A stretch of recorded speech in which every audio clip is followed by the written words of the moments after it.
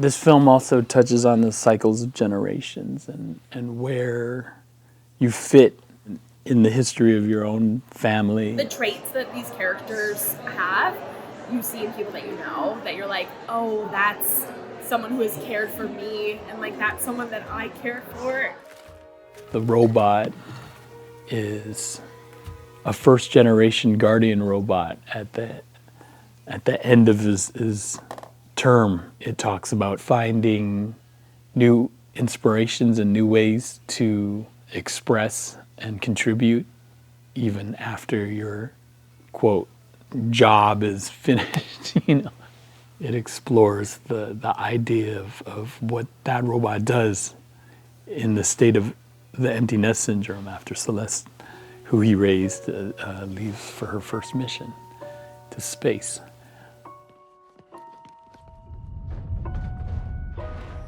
I actually kind of wondered about that at first. Like, her mom went to space, but her mom never came back. So I wondered, why would Céleste want to go to space after something like that? But I think it might be because, like, it reminds her of her mom, I guess.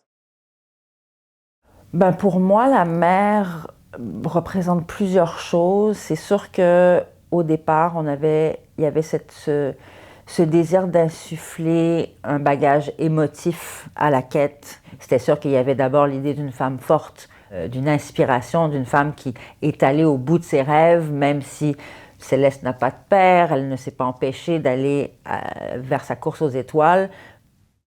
There was a need to understand Celeste's origin.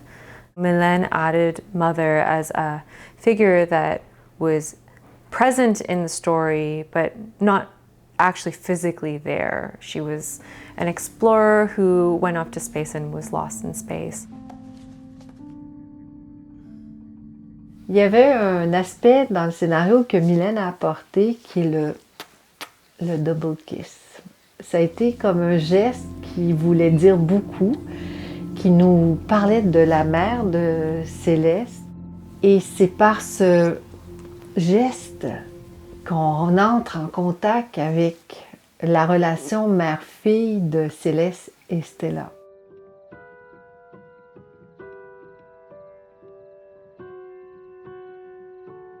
Robot is designed after my wife's favorite food, which is a hamburger, and crossed with an aluminum soap dispenser. He's kind of funny because he's different than a person, but also still has a lot of different emotions, and I like that about him.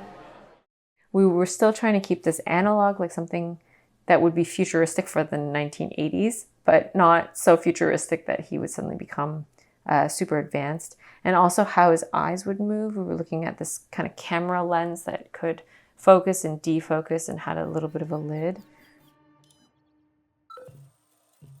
The technology that was used in his memory interface harks back to old VHS tapes and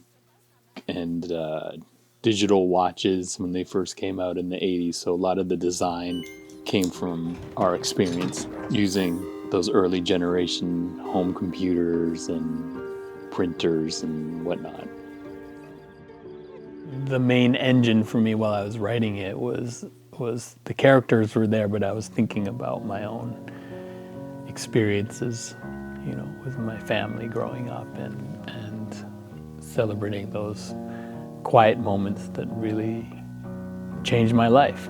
Very character building or paradigm shifting moments that came from these very quick interactions and activities. When time would slow down and your mom or your dad or your grandma would take the time to